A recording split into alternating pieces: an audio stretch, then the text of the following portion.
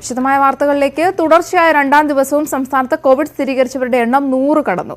ഇന്നലെ 108 പേർക്ക് രോഗം സ്ഥിരീകരിച്ചതോടെ ചികിത്സയിൽ ഉള്ളവരുടെ അറസ്റ്റിലായ ആലത്തൂർ സബ് ജയിലിൽ കഴിയുന്ന മുണ്ടൂർ സ്വദേശിക്കാണ് രോഗം സ്ഥിരീകരിച്ചത്. ആലത്തൂർ സബ് ജയിലിൽ നിന്ന് ഇയാളെ ജില്ലാ ആശുപത്രിയിലേക്ക് മാറ്റി. മെയ് 30-നാണ് ഇയാൾ പോക്സോ കേസിൽ അറസ്റ്റിലായത്. സബ് ജയിലിൽ കഴിയുന്ന 12 പേരുടെ സ്രവം പരിശോധനയ്ക്ക് എടുത്തിരുന്നു. ഇതിൽ 4 പേരുടെ പരിശോധനാഫലമാണ് പുറത്തുവന്നത്. മറ്റു 3 പ്രതികളുടെ പരിശോധനാഫലം നെഗറ്റീവാണ്. കോവിഡ് കേസുകൾ കൂടിയതോടെ പാലക്കാട് ജില്ലാ ആശുപത്രിയിലെ ഒ.പി. സംവിധാനം മറ്റൊരിടത്തേക്ക് മാറ്റണമെന്ന ആവശ്യം ശക്തമാകുന്നു.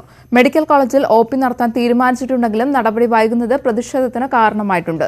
ജില്ലാ ആശുപത്രിയിൽ മാത്രം 14 ആരോഗ്യ പ്രവർത്തകർക്കാണ് ഇതുവരെ കോവിഡ് സ്ഥിരീകരിച്ചത്.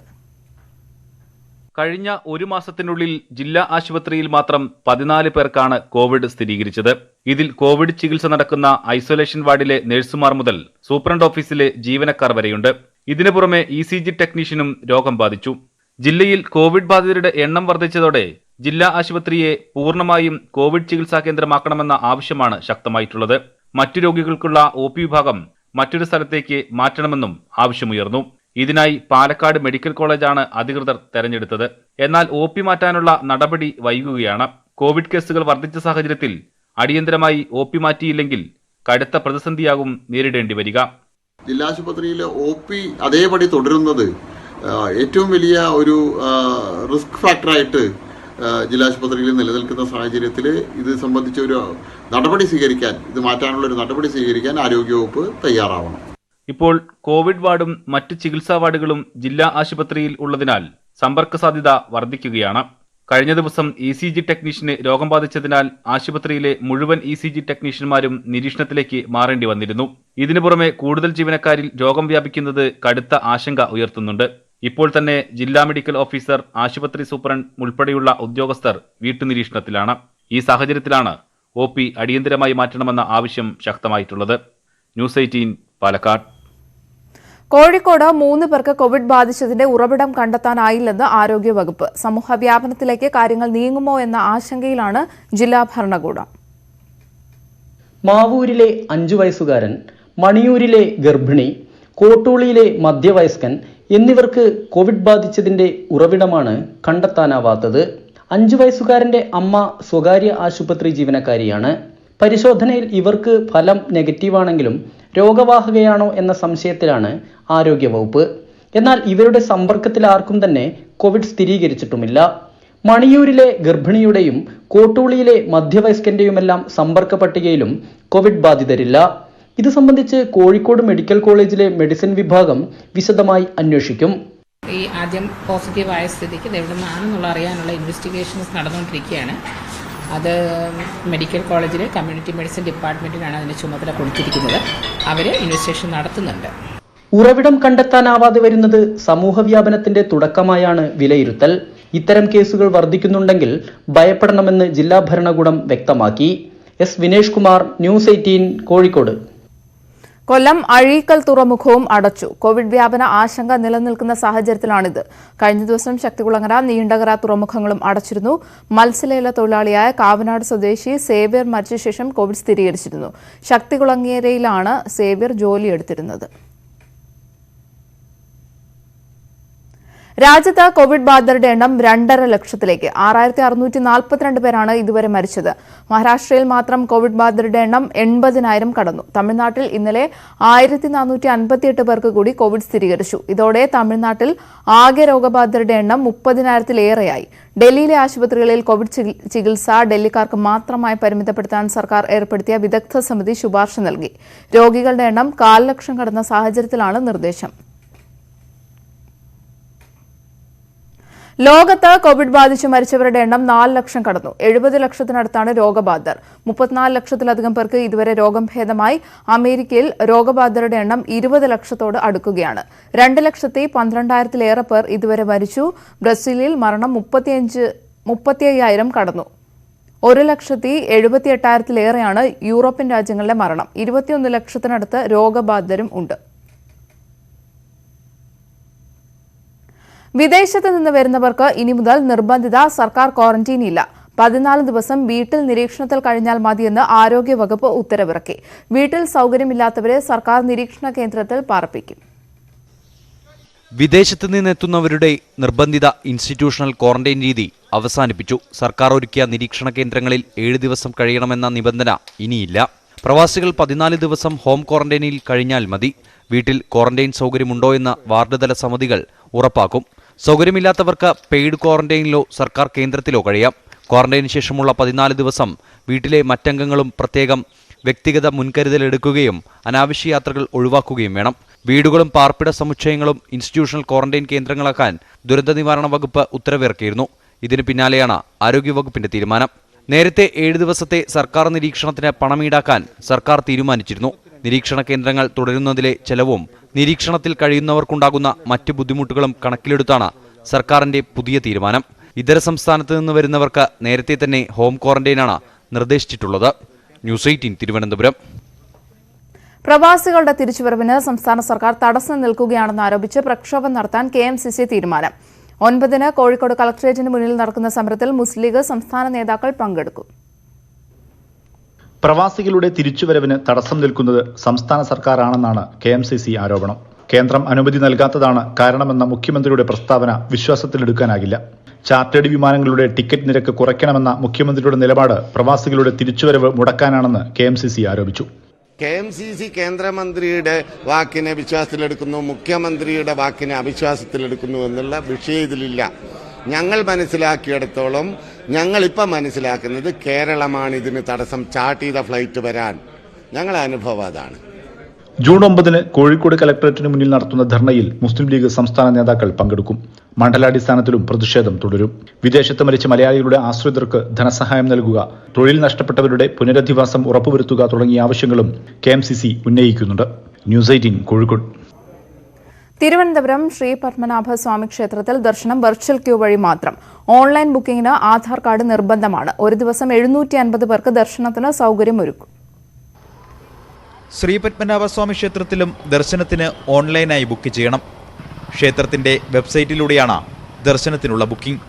സ്വദേശ് ദർശൻ പദ്ധതിയുടെ ഭാഗമായി വെർച്വൽ ക്യൂവിനുള്ള ക്രമീകരണങ്ങൾ നേരത്തെ തന്നെ ക്ഷേത്രത്തിൽ ആരംഭിച്ചിരുന്നു.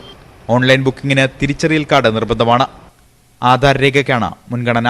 ആധാർ പ്ലസ് ഇലക്ഷൻ ID വേണമെന്ന് പറഞ്ഞിട്ടുണ്ട്. പിന്നീട് ഇവരെ ആളെ മോണിറ്റർ ചെയ്യാൻ ആധാർ ഉണ്ടെങ്കിൽ ഓൺലൈനായിട്ട് മോണിറ്റർ ചെയ്യാൻ നമുക്ക് പിന്നീട് എളുപ്പമാണ്. ചൊവ്വാഴ്ച മുതൽ 2 സ്ലോട്ടുകളിലായാണ് ദർശനം. രാവിലെ 8:15 മുതൽ 11:15 വരെയാണ് ആദ്യ സ്ലോട്ട്.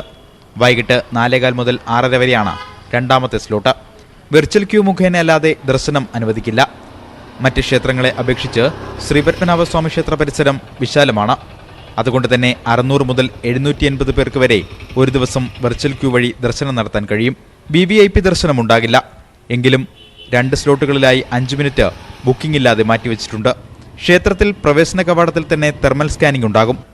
ഇതുവരെ കാണിക്കയായി ലഭിച്ച തുക 2 ദിവസത്തിനുള്ളിൽ എണ്ണി തിട്ടപ്പെടുത്തും.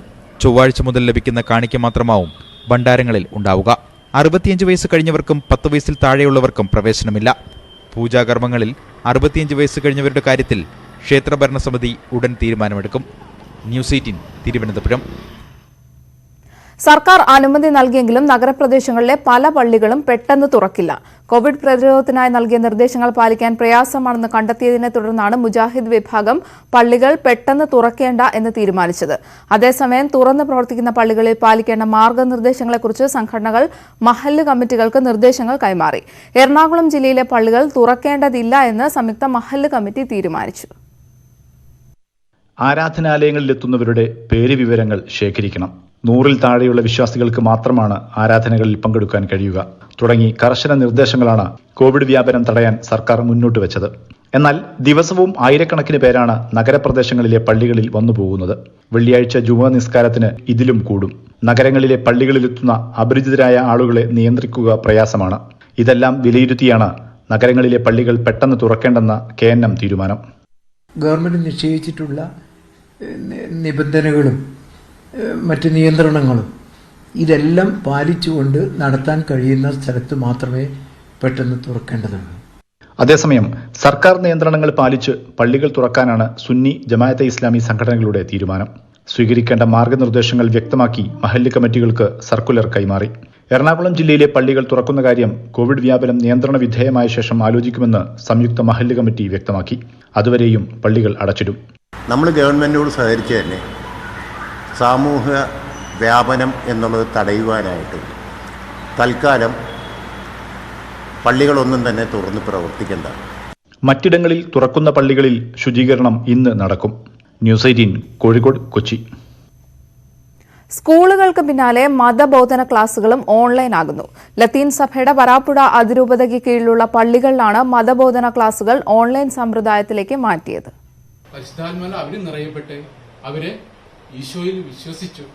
കോവിഡ് കാലത്ത് ജോലിയും വിദ്യാഭ്യാസവുമെല്ലാം ഓൺലൈനിലേക്ക് മാറി. പള്ളികളിലെ വിശുദ്ധ കുർബാന അടക്കമുള്ള ചടങ്ങുകൾ ഫേസ്ബുക്കിലും യൂട്യൂബിലും ലൈവായി നൽകി. ഇനി മതപഠന ക്ലാസുകളുടെ ഊഴം. വരാപ്പുഴ അതിരൂപതയ്ക്ക് കീഴിലുള്ള പള്ളികളിലെ ഹൈസ്കൂൾ വിദ്യാർത്ഥികൾക്ക് മതപഠനം ഓൺലൈൻ വഴിയാക്കി മാറ്റി. 1-ാം ക്ലാസ് മുതൽ 13-ാം ക്ലാസ് വരെയുള്ള കുട്ടികൾക്കുള്ള ക്ലാസുകളാണ് ഓൺലൈനിലൂടെ വരാപ്പുഴ അതിരൂപതയുടെ ഓൺലൈൻ യൂട്യൂബ് ചാനലായ കേരളവാണിയിലൂടെയാണ് സംപ്രേഷണം നടക്കുന്നത്. എല്ലാ ശനിയാഴ്ചകളിലും ഞായറാഴ്ചകളിലുമാണ് ഈ ക്ലാസുകൾ നടത്തുക. ഇളവുകൾ ലഭിക്കുന്നതുവരെയും സൺഡേ ക്ലാസുകൾ എന്നറിയപ്പെടുന്ന മതബോധന ക്ലാസുകൾ ഓൺലൈനായി തുടരാൻ തന്നെയാണ് രൂപത ലക്ഷ്യമിടുന്നത്. ന്യൂസ് 18 കൊച്ചി. ആലപ്പുഴ തോട്ടപ്പള്ളിയിലെ മണൽ നീക്കത്തിൽ സർക്കാരിനെതിരെ ഗുരുതര ആരോപണവുമായി CPI. മണൽ ലോബിക്കായി കരിമണൽ എത്തിച്ചു നൽകാൻ സർക്കാർ വിരമിച്ച പോലീസ് ഉദ്യോഗസ്ഥരെ നിയമിക്കുകയാണെന്നാണ് CPI ജില്ലാ സെക്രട്ടറി TJ ആഞ്ചലോസിന്റെ ആരോപണം. മണൽ കൊള്ള നിർത്തിവെക്കണമെന്നാവശ്യപ്പെട്ട് തയ്യാറാക്കിയ പ്രമേയം മുഖ്യമന്ത്രിക്ക് കൈമാറി. കനത്ത പോലീസ് സന്നാഹത്തിൽ കരിമണൽ കടത്താണ് തോട്ടപ്പള്ളിയിൽ നടക്കുന്നതെന്ന ആരോപണമാണ് CPI ഉന്നയിക്കുന്നത്. കരിമണൽ കയറ്റി 400 ലോറികൾ തോട്ടപ്പള്ളിയിൽ നിന്ന് പോകുമ്പോൾ രേഖകളിലുള്ളത് വെറും 40 ലോഡുകൾ മാത്രം. കരിമണൽ ലോബിക്ക് മണലെത്തിച്ചു നൽകാൻ ഒത്താശ ചെയ്യുന്നത് പ്രത്യേകം നിയമിച്ച റിട്ടയർഡ് പോലീസ് ഉദ്യോഗസ്ഥരാണെന്നും CPI ആരോപിക്കുന്നു. തോട്ടപ്പള്ളിയിൽ കുട്ടനാട്ടിൽ നിന്ന് വെള്ളം ഒഴിക്കാൻ ഉള്ള പദ്ധതി തട്ടിപ്പ് പദ്ധതി എന്നുള്ള പേരിൽ ആണ് അത് ആരംഭിച്ചിട്ടുള്ളത്. 15 ദിവസങ്ങളായി മണൽ ഖനനം നടന്നുകൊണ്ടിരിക്കുന്നു. ഒരു തുള്ളി വെള്ളം പോലും കുട്ടനാട്ടിൽ നിന്ന് കടലിലേക്ക് ഒഴുകിയിട്ടില്ല. ആദ്യഘട്ടം മുതൽ മണൽ നീക്കത്തിനെതിരെ മുന്നോട്ട് വന്ന CPI ജില്ലാ കൌൺസിൽ പ്രമേയം പാസാക്കി മുഖ്യമന്ത്രിക്ക് കൈമാറി. 400 മീറ്റർ വീതിയിൽ കൂറ്റൻ ട്രഡ്ജറുകൾ ഉപയോഗിച്ച് മണൽ കടത്തുന്നവർ ജില്ലയുടെ കിഴക്കൻ മേഖലയിൽ എക്കലടിഞ്ഞ ഭാഗങ്ങൾ തിരിഞ്ഞു നോക്കുന്നില്ല. ഇതിൽ നിന്നും ലക്ഷ്യം വ്യക്തമാണെന്നും CPI നേതാക്കൾ പറഞ്ഞു. കുട്ടനാടിന്റെ മറവിൽ നടക്കുന്ന മണൽക്കൊള്ള അവസാനിപ്പിക്കണമെന്നാവശ്യപ്പെടുന്ന പ്രമേയം പദ്ധതി പൂർണ്ണ പരാജയമാണെന്നും വ്യക്തമാക്കുന്നു. ശരണ്യ സ്നേഹജൻ, ന്യൂസ് 18 ആലപ്പുഴ. ഈ വാർത്തയുടെ വിശദാംശങ്ങളുമായി ശരണ്യ സ്നേഹജൻ ചേരുകയാണ്. ശരണ്യ, മണൽ നീക്കത്തിൽ സർക്കാരിനെതിരെ CPIയുടെ ആരോപണങ്ങൾ എന്തൊക്കെയാണ്? ഒപ്പം തന്നെ പ്രമേയത്തിന്റെ വിശദാംശങ്ങൾ. ഗോപിക, ആദ്യഘട്ടം മുതൽ തന്നെ തോട്ടപ്പള്ളിയിലെ മണൽ നീക്കവുമായി ബന്ധപ്പെട്ട് വിവിധ രാഷ്ട്രീയ പാർട്ടികൾ വിയോജിപ്പുമായി മുന്നോട്ട് വന്നിരുന്നു. ഇതിൽ ഇപ്പോൾ ഏറ്റവും ശക്തമായ വിയോജിപ്പ് പ്രകടിപ്പിക്കുന്ന പാർട്ടിയായി CPI മാറിയിരിക്കുന്നു. അതായത് LDFിൽ ചർച്ച ചെയ്താണ് ഇത്തരമൊരു ഖനനം നടത്തുന്നതെന്നായിരുന്നു ആദ്യഘട്ടത്തിൽ CPI ഉന്നയിച്ച വാദം. അതിനുശേഷം ഇത് മണൽക്കൊള്ളയാണ് എന്ന് തുറന്നു പറഞ്ഞുകൊണ്ട് മുന്നോട്ട് വന്നിരിക്കുകയാണ്. അതായത് അവിടെ വലിയ വിലയുള്ള കരിമണൽ ഖനനമാണ് നടക്കുന്നത്. അതുകൊണ്ട് തന്നെ കരിമണൽ ലോബിക്കായി മണൽ എത്തിച്ചു നൽകുന്നതിനുള്ള നീക്കമാണ് സർക്കാരിന്റെ ഭാഗത്തു നിന്നും ഉണ്ടായതെന്നുള്ള ഗുരുതരമായ ആരോപണമാണ് CPI ജില്ലാ സെക്രട്ടറി മുന്നോട്ട് വയ്ക്കുന്നത്. 400 ലോഡോളം മണ്ണ് കരിമണൽ അവിടെ നിന്ന് പാസ് നൽകി ഇറങ്ങി പോകുമ്പോൾ അതിൽ 40 ലോഡുകൾ മാത്രമാണ് രേഖകൾ വരുന്നതെന്നും ബാക്കിയുള്ളവ കരിമണൽ ലോബിക്ക് എത്തിച്ചു നൽകുകയാണെന്നും ഇതിന് റിട്ടയർഡ് പോലീസ് ഉദ്യോഗസ്ഥന്മാരെ കൂട്ടുപിടിച്ചാണ് ഇത്തരം കാര്യങ്ങൾ സർക്കാർ നടത്തിയെടുക്കുന്നതെന്നുമുള്ള ഗുരുതരമായ ആരോപണം തന്നെ ജില്ലാ സെക്രട്ടറി മുന്നോട്ട് വെക്കുന്നു. മാത്രമല്ല, കരിമണൽ ഇത്തരത്തിൽ മണൽ കടത്തുന്നതിനെതിരെ അവരുടെ ജില്ലാ കൌൺസിൽ ഒന്നടങ്കം പ്രമേയം പാസാക്കിയിട്ടുണ്ടെന്നും ഈ പ്രമേയത്തിൽ ഈ പദ്ധതി പൂർണ്ണ പരാജയമാണെന്നും ഇത്തരത്തിൽ മണൽ നീക്കം ചെയ്യരുതെന്നും അത് കടൽക്ഷോഭ മേഖലകളിൽ നിക്ഷേപിക്കണമെന്നുമുള്ള പ്രമേയം പാസാക്കി അത് മുഖ്യമന്ത്രിക്ക് കൈമാറുകയും ചെയ്തിരിക്കുന്നു ജില്ലാ കൌൺസിൽ. ഗോപിക, വിശദാംശങ്ങളാണ് ആലപ്പുഴയിൽ നിന്ന് ശരണ്യ സ്നേഹജൻ നൽകിയത്. നടന്നത് ക്രൂര ബലാത്സംഗം.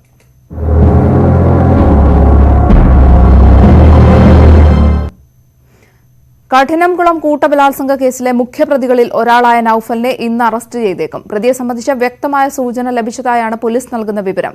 അതേസമയം അറസ്റ്റിലായ 6 പ്രതികളെയും ഇന്നലെ കോടതി റിമാൻഡ് ചെയ്തിരുന്നു.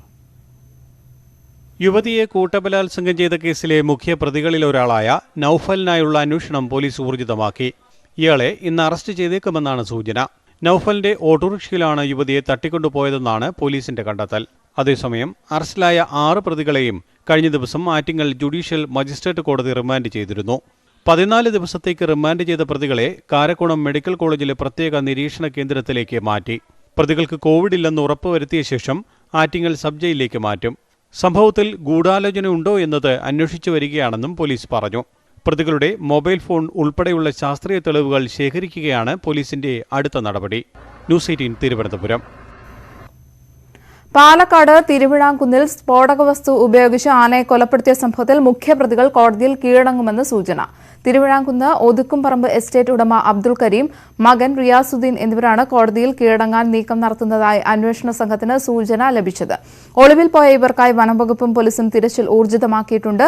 കേസിൽ അറസ്റ്റിലായ ടാപ്പിംഗ് തൊഴിലാളി വിൽസനെ ഇന്നലെ പട്ടാമ്പി കോടതി 14 ദിവസത്തേക്ക് റിമാൻഡ് ചെയ്തിരുന്നു. മറ്റു വാർത്തകൾ ഇടവേളയ്ക്ക് ശേഷം. മരട് നഗരസഭയ്ക്കെതിരെ മലിനീകരണ നിയന്ത്രണ ബോർഡ് മരടിലെ ഫ്ളാറ്റുകൾ പൊളിച്ച അവശിഷ്ടങ്ങൾ നീക്കം ചെയ്യുന്നതിൽ നഗരസഭ വീഴ്ച വരുത്തിയെന്ന് മലിനീകരണ നിയന്ത്രണ ബോർഡ് കളക്ടർക്ക് റിപ്പോർട്ട് നൽകി. നഗരസഭയ്ക്കെതിരെ നിയമ നടപടി സ്വീകരിക്കുമെന്നും പിഴയിടുമെന്നും റിപ്പോർട്ടിൽ ഉണ്ട്. മരട് ഫ്ളാറ്റ് പൊളിച്ച അവശിഷ്ടങ്ങൾ നീക്കം ചെയ്യുന്നതിൽ മരട് നഗരസഭ ഗുരുതര വീഴ്ച വരുത്തിയെന്നാണ് മലിനീകരണ നിയന്ത്രണ ബോർഡിന്റെ റിപ്പോർട്ട്. സുപ്രീം കോടതിയുടെ നിർദ്ദേശപ്രകാരം മരടിൽ പൊളിച്ച ഫ്ളാറ്റുകളുടെ അവശിഷ്ടം ഇതുവരെ പൂർണ്ണമായും നീക്കം ചെയ്തിട്ടില്ല. സമീപത്തുള്ള കായലിലേക്ക് പതിച്ച മാലിന്യം നീക്കം ചെയ്യണമെന്ന് ദേശീയ ഹരിത ട്രിബ്യൂണലും മലിനീകരണ നിയന്ത്രണ ബോർഡും നിർദ്ദേശിച്ചിരുന്നു. എന്നാൽ ഈ നിർദ്ദേശങ്ങൾ പാലിച്ചില്ലെന്നും നഗരസഭയ്ക്കെതിരെ നിയമ നടപടി സ്വീകരിക്കണമെന്നും ചൂണ്ടിക്കാട്ടിയാണ് മലിനീകരണ നിയന്ത്രണ ബോർഡ് കളക്ടർക്ക് റിപ്പോർട്ട് സമർപ്പിച്ചത്. മരടിൽ പൊളിച്ച മാലിന്യങ്ങൾ പരിസ്ഥിതിക്ക് കോട്ടം വരുത്തിയാൽ നഗരസഭയ്ക്ക് പിഴ ചുമത്തണമെന്നും റിപ്പോർട്ടിലുണ്ട്. സമയബന്ധിതമായി മാലിന്യം നീക്കം ചെയ്യാൻ നഗരസഭയ്ക്കായിട്ടില്ലെന്നും മാലിന്യ സംസ്കരണം സംബന്ധിച്ച് കൃത്യമായ പദ്ധതി പോലും ആവിഷ്കരിക്കാൻ നഗരസഭയ്ക്ക് കഴിഞ്ഞിട്ടില്ലെന്നും റിപ്പോർട്ടിൽ വ്യക്തമാക്കുന്നുണ്ട്. റിപ്പോർട്ടിന്റെ അടിസ്ഥാനത്തിൽ കളക്ടറാണ് നടപടിയെടുക്കേണ്ടത്. വിനീത വിജി, ന്യൂസ് 18 കൊച്ചി. കോട്ടയം ജില്ലാ പഞ്ചായത്തിലെ അധികാര കൈമാറ്റം അവിശ്വാസ പ്രമേയത്തിലേക്ക്. വിട്ടുവീഴ്ചയ്ക്കില്ലെന്ന് ജോസ് കെ മാണി വിഭാഗം വ്യക്തമാക്കിയതോടെ ചൊവ്വാഴ്ച നോട്ടീസ് നൽകാനാണ് ജോസഫ് ഗ്രൂപ്പിന്റെ തീരുമാനം. പ്രമേയത്തിന് കോൺഗ്രസ് പിന്തുണ നൽകിയാൽ UDF-ൽ ജോസ് കെ മാണി പക്ഷത്തിന്റെ നിലനിൽപ്പ് പ്രതിസന്ധിയിലാകും. പിന്തുണച്ചില്ലെങ്കിൽ ജോസഫിനെ മെരുക്കി നിർത്തുക എന്നതാകും UDF-ന് മുന്നിലെ വെല്ലുവിളി. UDF കൺവീനർ ബെന്നി ബഹനാനും തിരുവഞ്ചൂർ രാധാകൃഷ്ണനും ജോസ് കെ മാണിയുമായി നടത്തിയ മാരത്തൺ ചർച്ച ഫലം കാണാതെ വന്നതിന് പിന്നാലെയാണ് ജില്ലാ കോൺഗ്രസ് കമ്മിറ്റി അടിയന്തര നേതൃയോഗം ചേർന്ന് വിഷയം ചർച്ച ചെയ്തത്. ജോസ് കെ മാണിക്കെതിരെ യോഗത്തിൽ രൂക്ഷ വിമർശനമാണ് ഉയർന്നത്. ജില്ലാ പഞ്ചായത്തിലെ അവിശ്വാസ പ്രമേയത്തിലടക്കം പിന്തുണ നൽകാൻ യോഗത്തിൽ ധാരണയായി. നിരന്തരം മുന്നണിയെ ഭീഷണിപ്പെടുത്തുന്നവർ പുറത്തുപോകട്ടെയെന്നും വിലപേശലിന് മുന്നിൽ കോൺഗ്രസിന്റെ ആത്മാഭിമാനം പണയം വെക്കരുതെന്നും യോഗത്തിൽ പ്രതിനിധികൾ ആവശ്യപ്പെട്ടു. കോൺഗ്രസ് നേതൃത്വം നേരിട്ടിടപെട്ട് ചർച്ചകൾ നടത്തുന്നതിനാൽ തിങ്കളാഴ്ച കൂടി രാജിക്കായി കാത്തിരിക്കാനാണ് ജോസഫ് വിഭാഗത്തിന്റെ തീരുമാനം. ചൊവ്വാഴ്ച അവിശ്വാസ പ്രമേയത്തിന് നോട്ടീസ് നൽകും. അതേസമയം താൽക്കാലിക പ്രശ്നപരിഹാരത്തിനുള്ള ഫോർമുല ജോസ് കെ മാണി UDF നേതൃത്വത്തിനു മുമ്പാകെ വച്ചിരുന്നു. ജോസഫ് വിഭാഗത്തിന് പകരം കോൺഗ്രസ് പ്രതിനിധി പ്രസിഡന്റായാൽ പാർട്ടി പ്രസിഡന്റ് പദം രാജിവെക്കും. എന്നാൽ ജോസഫിന് മുന്നിൽ കീഴടങ്ങാനാകില്ല. ജില്ലാ പഞ്ചായത്തിലെ 22-അംഗ ഭരണസമിതിയിൽ കോൺഗ്രസിന് 8 അംഗങ്ങളാണുള്ളത്. ജോസഫ് ഗ്രൂപ്പിന് 2, ജോസ് പക്ഷത്തിന് 4, ഇടതുമുന്നണിക്ക് 7 അംഗങ്ങളുമുണ്ട്. ഒരംഗം PC ജോർജിന്റെ ജനപക്ഷത്തിന്. കോൺഗ്രസ് പിന്തുണയിൽ ജോസഫ് ഗ്രൂപ്പ് അവിശ്വാസ പ്രമേയം അവതരിപ്പിച്ചാലും പ്രതിപക്ഷ പിന്തുണയില്ലാതെ പാസ്സാകില്ല. ഇത്തരം സാഹചര്യത്തിൽ ഇടതുപക്ഷം എന്ത് നിലപാടെടുക്കും എന്നതും ശ്രദ്ധേയമാണ്. ന്യൂസ് 18 കോട്ടയം. കാസർഗോഡ് മുളിയറയിൽ CPM ബ്രാഞ്ച് സെക്രട്ടറിക്ക് വെട്ടേറ്റു. മാസ്തികുണ്ടിലെ അബ്ദുൾ സത്താറിനാണ് വെട്ടേറ്റത്. പരിക്കേറ്റ സത്താറിനെ ആശുപത്രിയിൽ പ്രവേശിപ്പിച്ചു. കഞ്ചാവ് സംഘമാണ് ആക്രമണത്തിന് പിന്നിലെന്നാണ് സൂചന. പോലീസ് കേസെടുത്ത് അന്വേഷണം ആരംഭിച്ചു.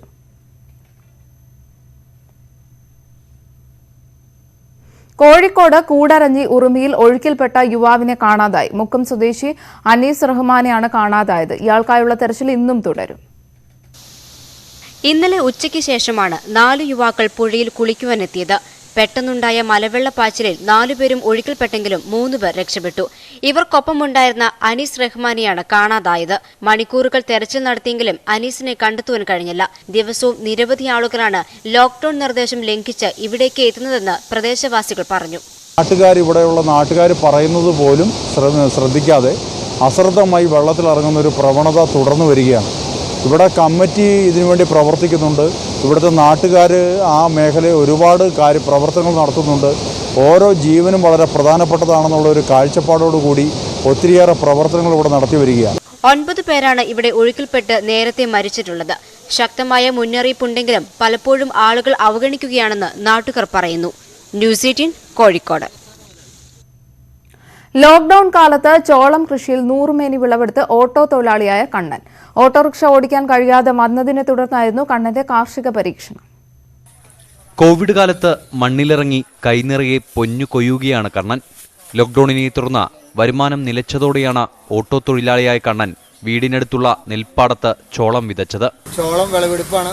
നല്ല രീതിയിൽ വിളവെടുപ്പ് എടുത്തു. നമ്മുടെ പഞ്ചായത്ത് പ്രസിഡന്റും മെമ്പറും കൃഷി ഓഫീസർ സാറും എല്ലാവരും വന്നിട്ടുണ്ടായിരുന്നു. നല്ല കാലാവസ്ഥ നല്ല ഇതായിരുന്നു, നമുക്ക് അനുകൂലമാണ്. നല്ല അടിപൊളി ചോളം കിട്ടിയിട്ടുണ്ട്, നല്ല മധുരമുണ്ട്. കഴിഞ്ഞ പ്രളയകാലത്ത് കണ്ണന്റെ വീടും പരിസരവും വെള്ളത്തിൽ മുങ്ങിയിരുന്നു. കോവിഡ് കാലത്ത് ഉപജീവന മാർഗവും മുട്ടി. ഇത്തരം പ്രതിസന്ധികളിലൊന്നും പതറി വീഴുകയില്ലെന്ന് തെളിയിക്കുന്നതാണ് കണ്ണന്റെ കാർഷിക വിജയം. തന്റെയും കുടുംബത്തിന്റെയും അതിജീവനത്തിനൊപ്പം നിർധനരായ രോഗികൾക്ക് ആവുന്നത്ര സഹായം എത്തിക്കാനും കണ്ണൻ മറക്കാറില്ല. ന്യൂസ് 18 തൃശൂർ. തൃശൂർ ആസ്ഥാനമായ travel four ഹെൽത്തും Aivas business സൊല്യൂഷൻസും Dhanvantari വൈദ്യശാലയും സംയുക്തമായ പോലീസിന് ആയുർവേദ മരുന്ന് കിറ്റുകൾ വിതരണം ചെയ്തു. രാമനിലയത്തിൽ വിദ്യാഭ്യാസ മന്ത്രി സി രവീന്ദ്രനാഥ്, DIG S സുരേന്ദ്രന് കിറ്റുകൾ കൈമാറി. ചടങ്ങിൽ travel for health director Rajikumar അധ്യക്ഷത വഹിച്ചു. വിജയകുമാർ, ഡോക്ടർ എഫിൻ, ഡോക്ടർ ശിവകേശ്, ശ്രീജിത്ത്, അശ്വിനി തുടങ്ങിയവർ പങ്കെടുത്തു.